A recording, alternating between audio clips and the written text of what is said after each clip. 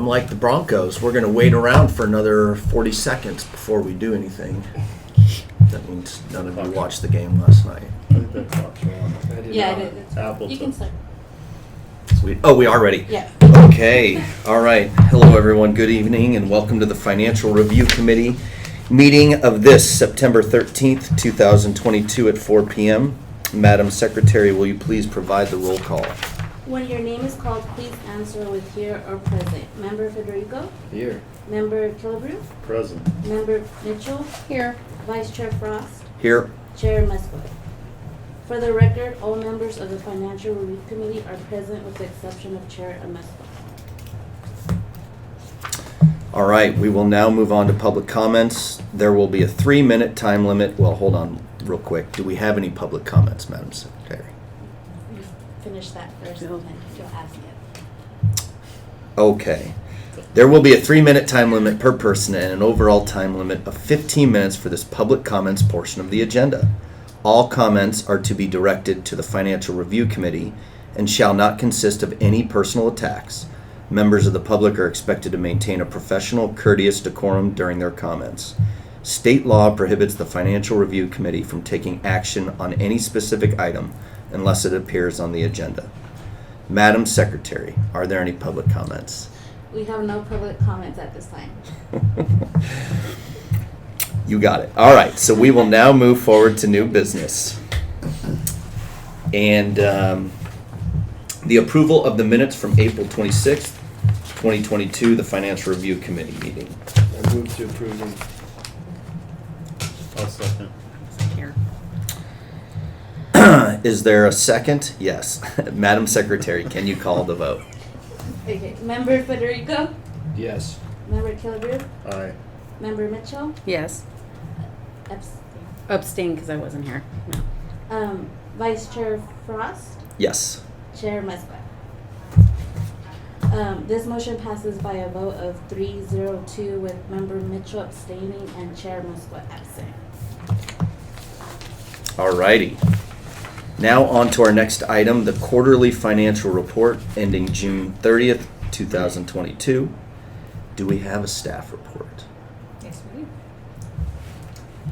So we ended fiscal year 2022 with $6 million, better than budgeted for revenues, and $3.2 million below the budget for expenditures. We have right now we're looking at about $13 million in our unassigned fund balance. And we have some, what is it, 2.5 is required based on policy. Right, so just to circle back on where we landed end of the fiscal year. So for revenues, as you heard from Robin, it was a really, really high number. We did really well last fiscal year, and a lot of that had to do with our record TOT. There was a lot of pent up, obviously, travel demand out in the economy.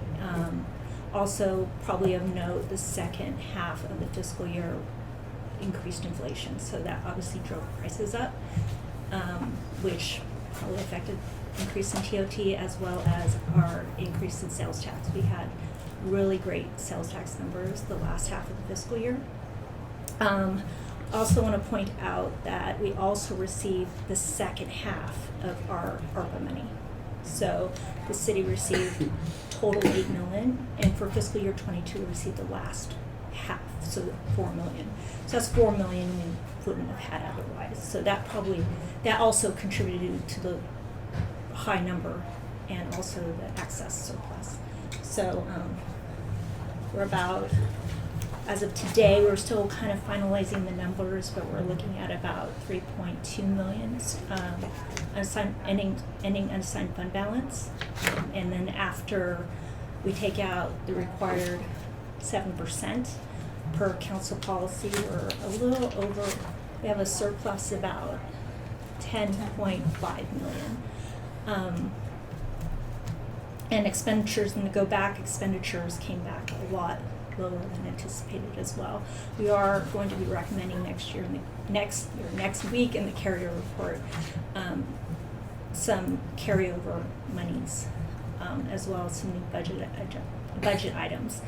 But Robin was going to tell you about some additional use of some of those surplus funds that we're going to be proposing. So part of the surplus is gonna be moved into our other reserve accounts, extreme event, economic stability funds. We're gonna set aside another $2 million for the 115, section 115 trust. So we're recommending that to the council next week. Okay. And then,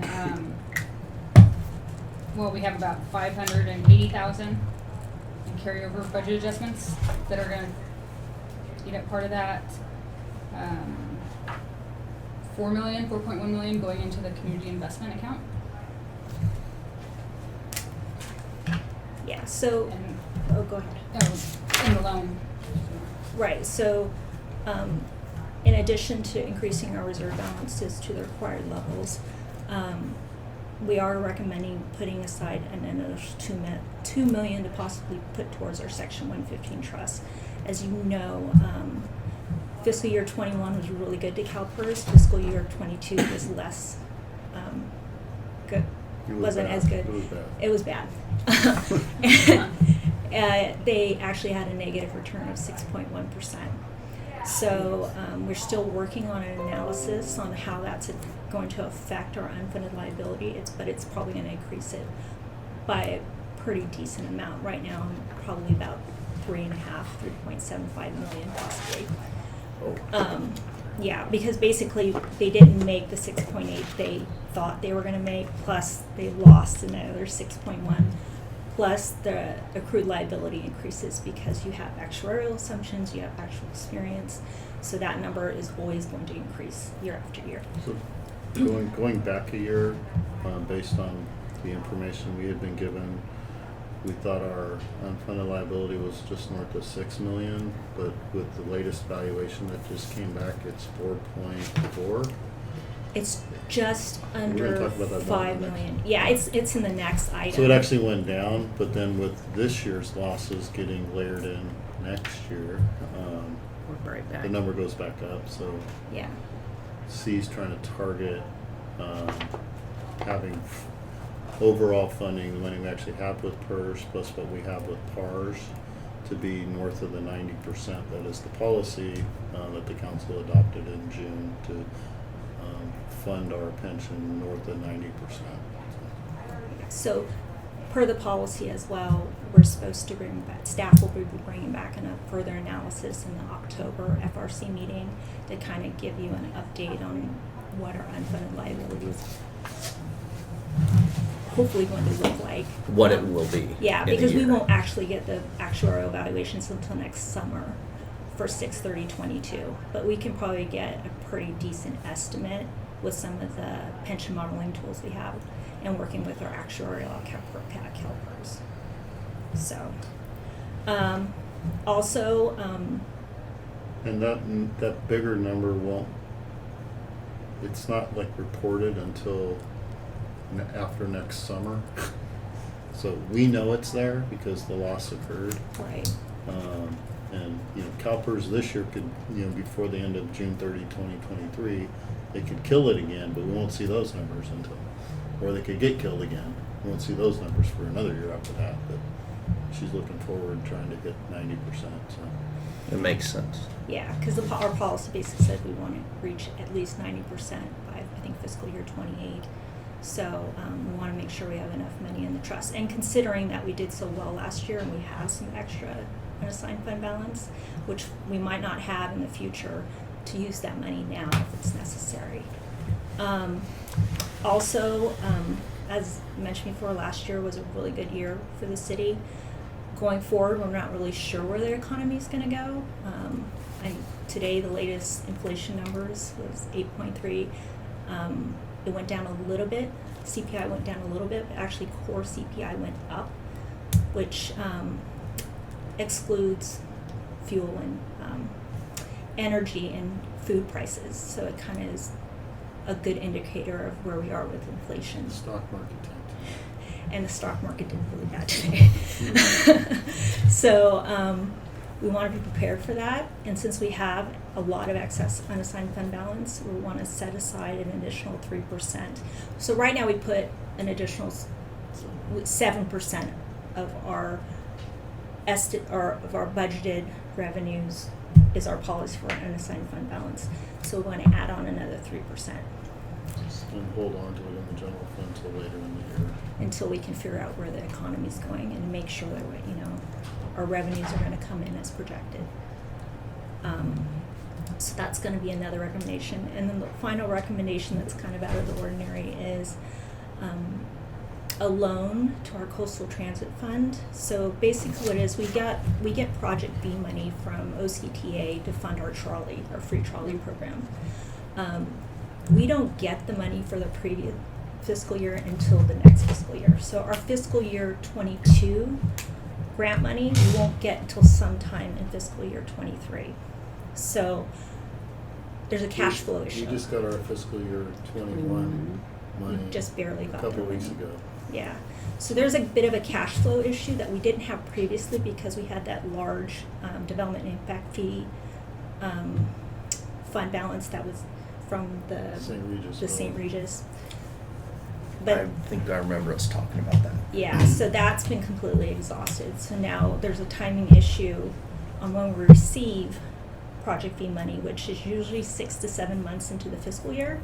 So the first 6 months of the fiscal year, there's no fund balance to cover expenses. Yeah, this year they were 5 months later than they had ever been before, and it's just Yeah. whatever. So- We want to take care of it, just set money over in the fund. It's all general fund money, so if there's any balance there, the general fund will get the interest earnings on it. But it just buttons it up. Yeah, and then so as soon as we get the Project V money, then we reimburse the general fund. But it's just to make sure the coastal transit funds remains in the green throughout the fiscal year. How much? 500. So we're recommending 550. So that is the max for. Apparently, we had 4 grants. There were 2. It's so And they complicated. changed them all when COVID hit. It's Yeah, they just- changed them, but basically we have 2 grants that share a cap of 550 and another 2 grants to share another cap of 550. But we think if we doing one of the grants cap of 550 will get us through until we receive Project B money in the fiscal year. We're also using money from our AQMD Clean Air Act Fund starting this fiscal year of $240,000. So that So- should keep us in the green. So the grants vary a little bit, but there's a match requirement. It's somewhere between 82% to 90%, depending on which of those 4 grants you're looking at. So we will always have a match requirement for the next 3 years. We get special clean air money that we have in the AQMD, I forget the fund number. Fund 5, the Clean Air. AB 2766 Clean Air Fund. And we got about 650,000 in there. You can use it for things like bike lanes and things that reduce car trips, if you will. But we can use it for any program for no more than 3 years if it's a programmatic expense. So we have it in our budget to use it as a match for the trolley program for the next 3 years, but then we can't use it for that anymore.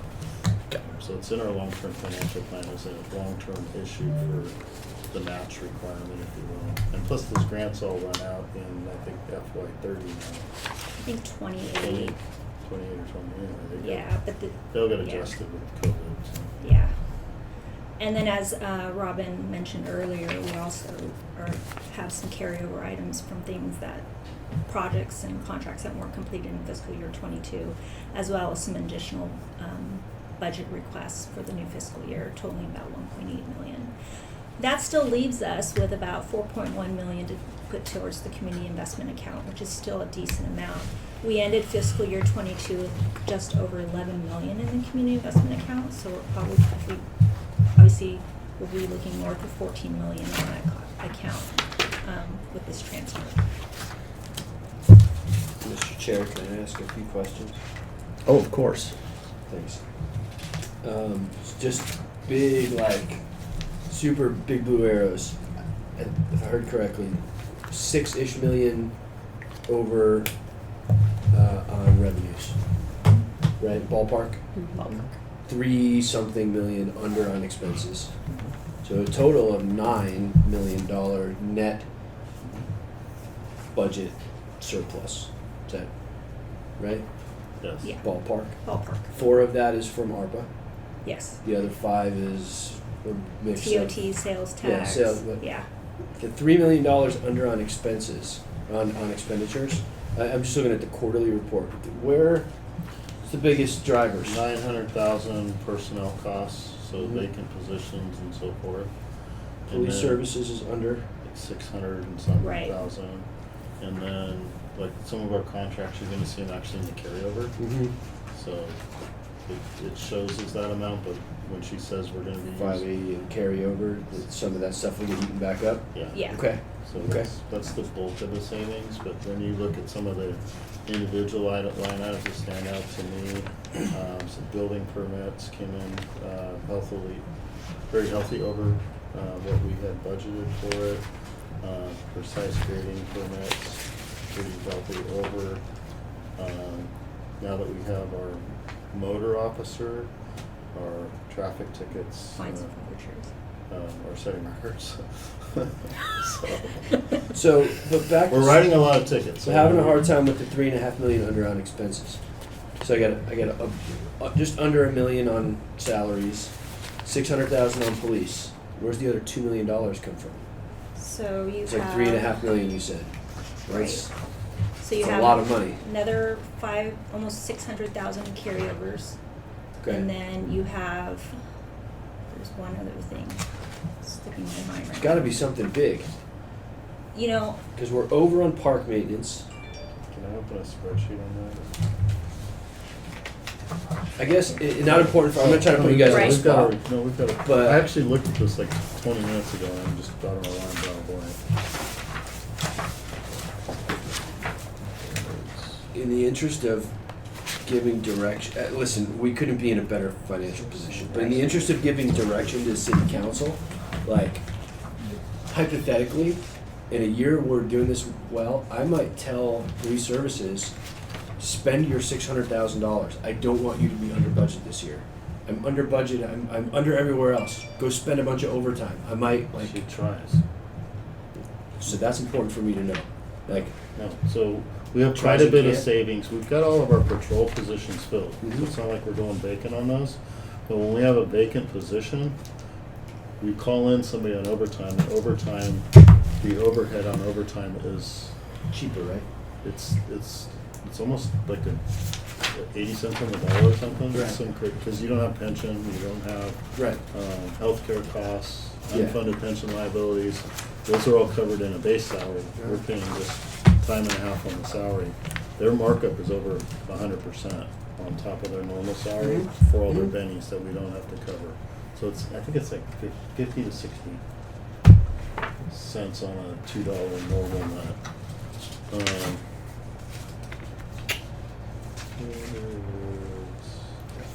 so admin services was under about 235,000. That was mostly personnel savings. Planning was under budget about 350,000. A lot of that was due to professional services, but we're gonna be rolling over some of that into next fiscal year. Also, they had quite a bit of personnel savings. Building was about 150 under. Looks like operating supplies for them. Econ development, it was, they were under about 200,000. A lot of that was professional services, but I know we're gonna be rolling over some contracts for them. If you look on page 9, it actually has all of them. Wait, page Look at Page 9, look at the top of the page. So It's our it's almost budget like there projection. isn't a big chunk. It's just a lot of little things. moderate chunks that kind of add up. Okay.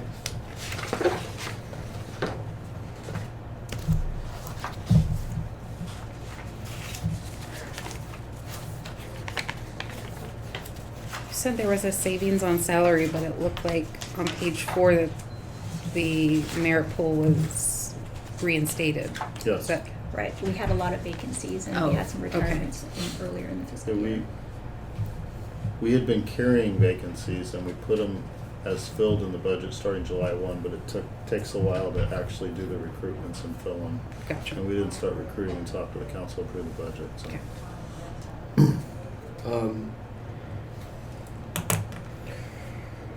Because we're doing so well financially, this year and just in general, I don't know how you feel about this, Mike, but before we go back to the council with your recommendations, I don't disagree with any of what you said, but I kind of feel like we should take some money and, for example, like the $228,000 we were under on operating supplies, and earmark spending that money on some strategic plan stuff, like specifically update the stuff in building and planning. Spend it all on software or consultants to update our systems. There's probably carryover items that are also eating up some of that. Okay. So it's a savings here in FY 22 where we're asking to reappropriate it in 23. 23. Okay. Which specific items are you asking for to be reassigned for 23? Unfortunately, I don't have them in front of me, but there's quite a few contracts.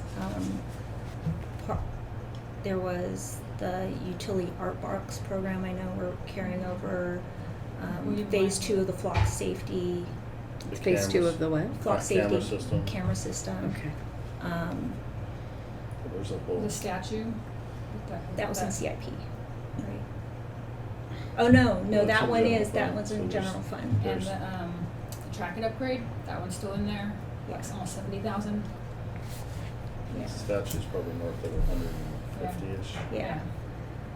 There's just a whole host of things that. Okay. A lot of general services. But to your point, that community investment account, that would be north of, I think, right at 15 million, could be used to resource components of the strategic plan. It's not just for capital projects.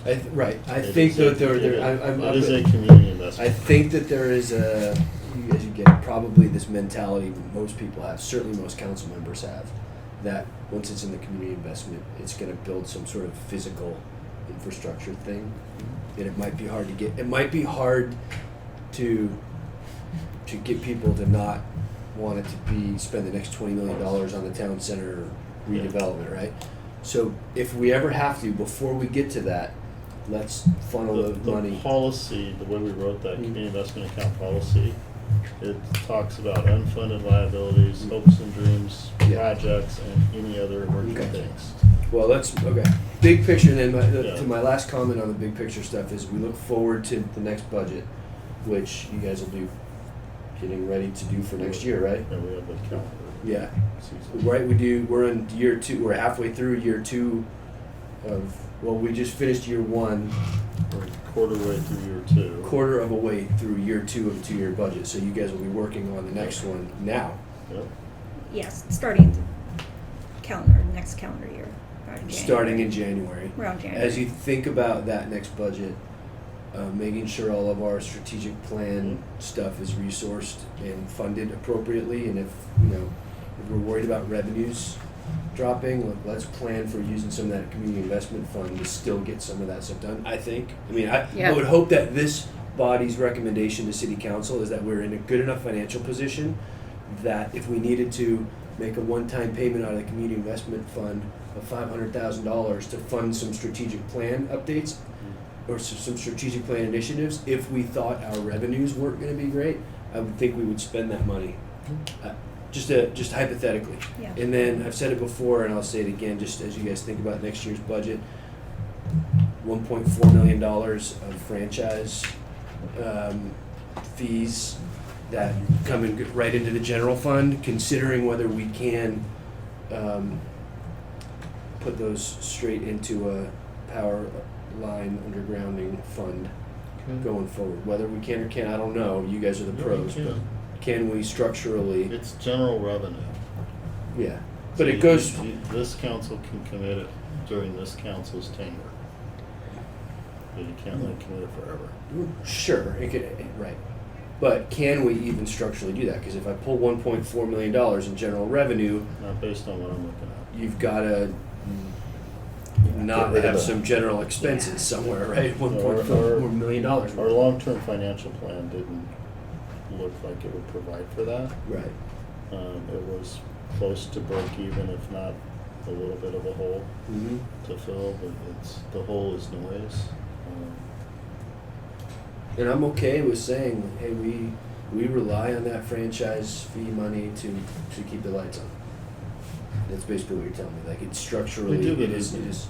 Yeah, we did, the way our finances, when you look at our long-term financial plan that we just updated in June, Yeah. it's plugged into the general fund as a general fund revenue. And we're bouncing along, close to overall break even after funding our capital program. Right. Okay. Is there any value in potentially holding back more unassigned fund balance for the general plan? Or do you not think we necessarily should? I mean, it doesn't really matter to me what pocket it comes out of, other than maybe the broader message of it's We know it's gonna be more than what we have set aside for it, we're pretty sure it is. I would be okay with that, only because maybe it's a more detailed conversation taking it from the community investment account. And honestly, the way we have it set up and the fact that, I mean, even when COVID hit, we dipped into the community investment account. And Did- so, yeah. I thought we didn't put it in. The way we drafted the policies in a big discussion for the several years that we were talking about the financial policies is we shouldn't be so afraid of using our reserves because it looks bad politically, that they're there for a purpose. And to adjust it just has to be a explicit decision by the council to use them. But otherwise, it's not a bad thing to use the reserves. That was a big part of our conversation. Okay, So community investment account could be used for that as well. got it.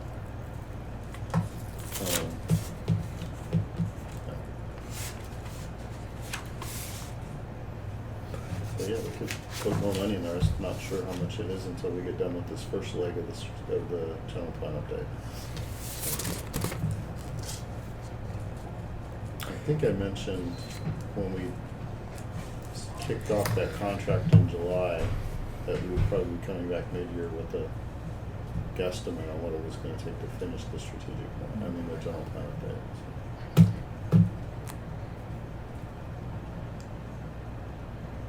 Gosh, it's a lot of little things, but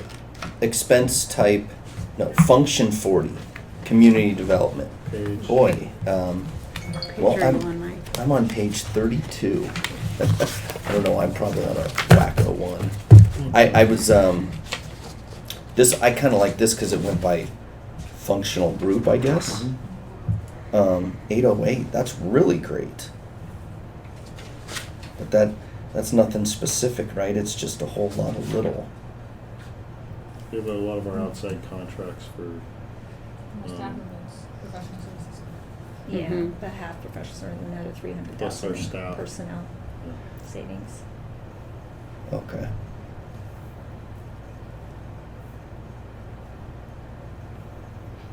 this is how they get reported in the CAFR. These are the categories of expense in the CAFR. That's what this The what? this functional report is. Got How it. the GFOA wants to know about.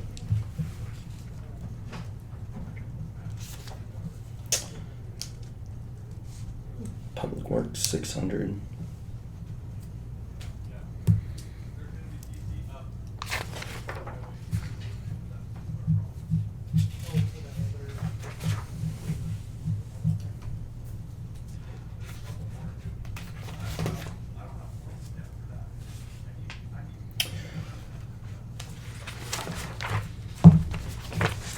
Public Safety, 566. That's a big one.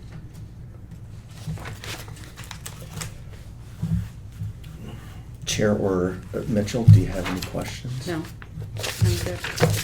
Chair Kilby, any questions? All good.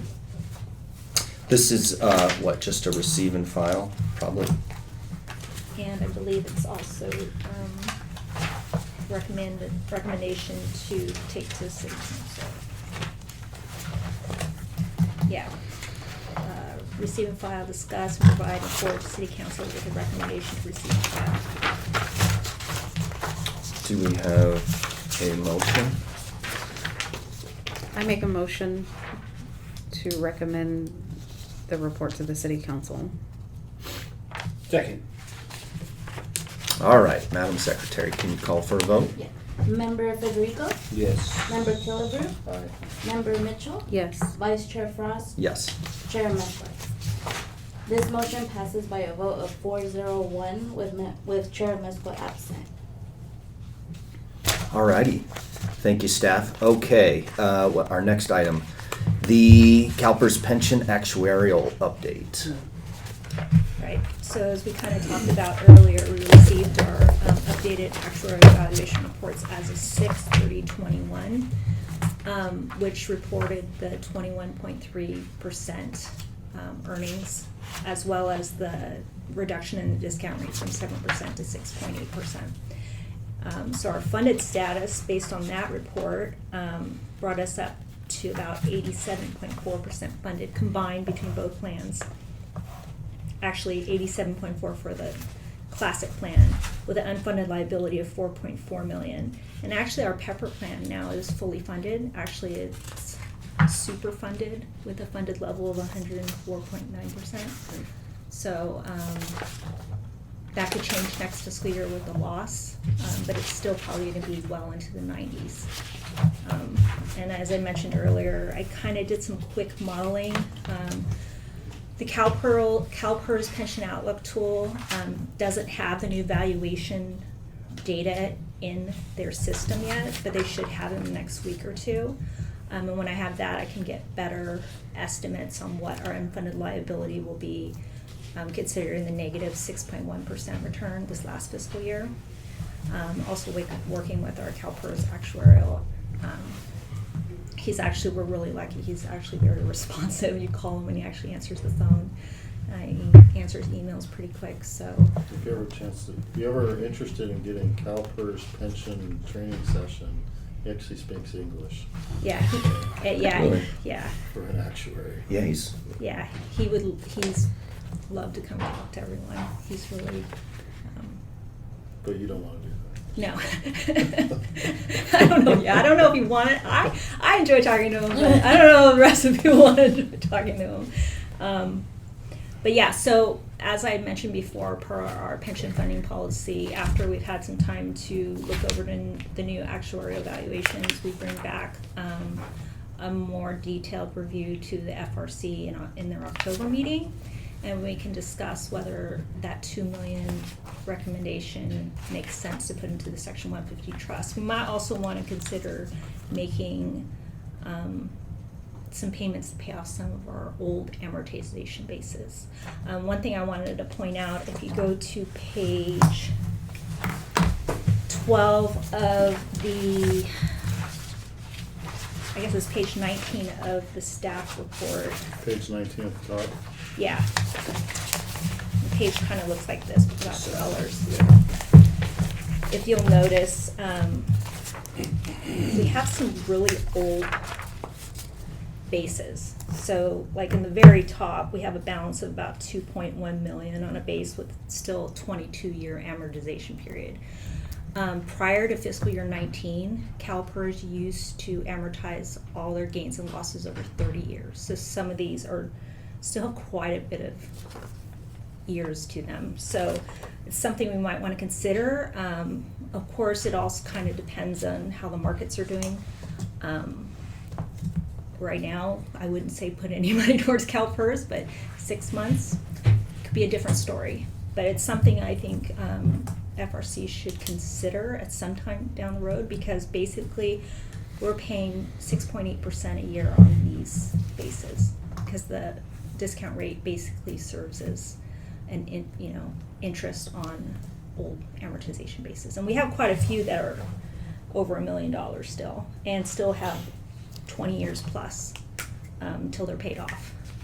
So, and, cause if you look on the next page, you'll notice that the most recent actuarial, we had a gain of over $3 million with that 21.3%. So basically that serves as a credit for the next 20 years, but it's crediting all those old bases. So now that we're gonna next year have a new loss base, that credit is still paying off those old bases. We want it to pay off future bases. Mhm. So it's just something that we probably want to look at, and we'll discuss more next month after staff's had a chance to really look at the numbers and work within the updated modeling tool. So where we're at right now is, CalPERS says we owe 34 million, 34.6. They've got, we've got 30.2 million, as I say, is ours, with that 4.3 million unfunded liability, and then we've got 4 million at PARS. And then we're recommending to keep 2 million of last year's surplus in the general fund, in the unfunded liability reserve that we have set up in the general fund equity section. So don't give it to PARS yet. Oh. And then we'll talk about next month, what do we do next? Do we send the 2 million over the fence to PARS? Do we just continue to hold on to it and keep it invested in LAIF? Yeah. Or put it directly at Or some line of it one of the go directly into CalPERS. liabilities. Yeah, so, Because if CalPERS has another bad year, we have to pay off one of the bases, because the interest we're paying on We're those paying- old we're paying bases 6.8% is on more that. than we'll ever earn in PARS. Definitely way more than in LAIF. Right. And those, just so I understand correctly, you see on page 19, that first line, for example, we owe $2.1 million, 22-year amortization. Mhm. So yeah, so that's that, a significant amount of interest we're paying. right, because if you look at the next column, the expected payment, Mhm. we're only paying like little over $150,000 a year towards that. $150,000 a year Yeah, and towards that's- that $2.17 million Right, balance. and we'll be paying around that for the next 22 years. Yeah, Yeah. with lots and lots of interest Lots of accrued. interest. Yeah. How does the next lines work? These credits or Yeah. these negative? I was They're amortized also. Okay. So you'll see the amortization period on the next line. It was a non-investment gain, a mark-to-market, 22-year amortization. So they're amortizing it over 22 years. So non-investment gain and loss, so basically it's, Oh, you're right, it's this one. yeah, so when they do our actuarial report, they compare their actuarial assumptions versus our actual experience. And if we did better, then it's a Then gain. we've got some sort If- of non-investment gain. Okay. Right, so like if our payroll growth was more than what CalPERS assumed, Mhm. then it's a loss. And that's a credit that pays off these other things Right, based on amortization in years or whatever else. right. How about an investment gain? So we have an investment gain line 6, call it the 1.7 or 1.8 million Mhm. balance. So is that a was the 6. year they probably made, they They had a did really better, good year. they Okay. did better than their But assumed rate of when you return. add all of these up, it's a net negative of 4 million, 3.966 million. Yes, And there's some sort of blended overtime average amortization and whatever. And they're Right. not even, are they doing straight amortization or are they doing the ramp up still? so they're doing a 5-year ramp up, so they amortize all investment gains and losses and non-investment gains and losses 20 years with a 5-year ramp up. So they don't start with 1/20th on year one. It's, Hmm. 1/40th and then 1/30th, and Wow. by year 5, it'll be like 1/15th, if you will. Yeah, Mhm. Gotcha. So they used to do all this over 30 years, and it was just it was just way too You were long to carrying- spread out that It's cost. very expensive. well, the losses, because you're not reflecting them in your rates, that you're just carrying losses without actually trying to pay them down. Yeah, so. Yeah. Which one's better? So on the Pepper plan, in our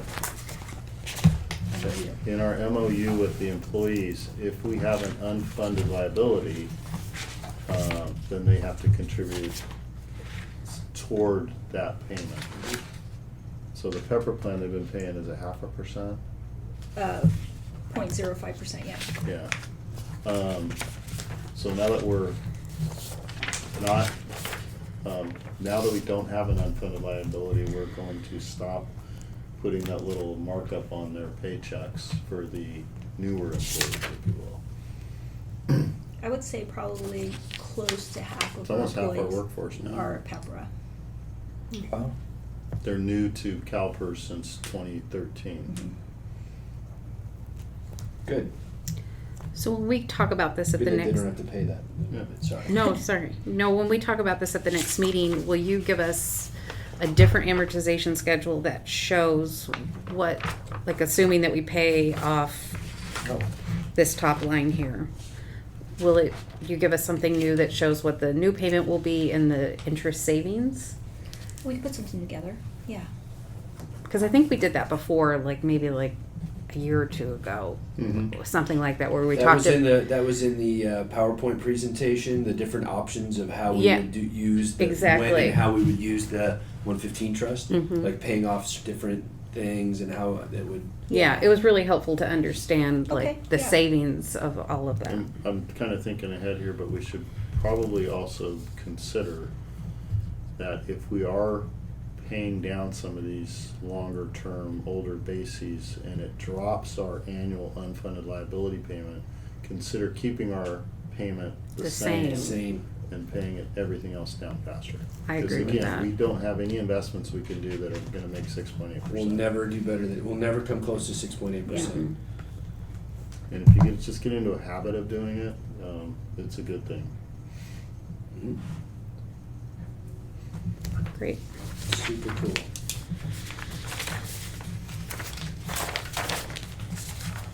Alrighty, that is good. Let's see, do we have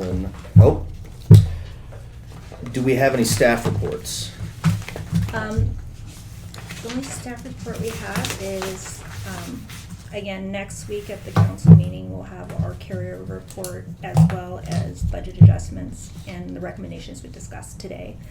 Also wanted to pass out the current fiscal year budget calendar. We did update it back in June.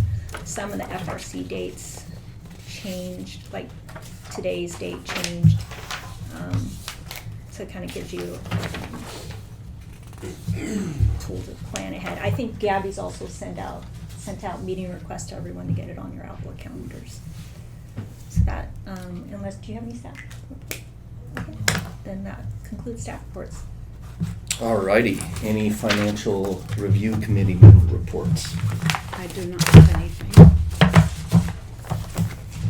Alrighty.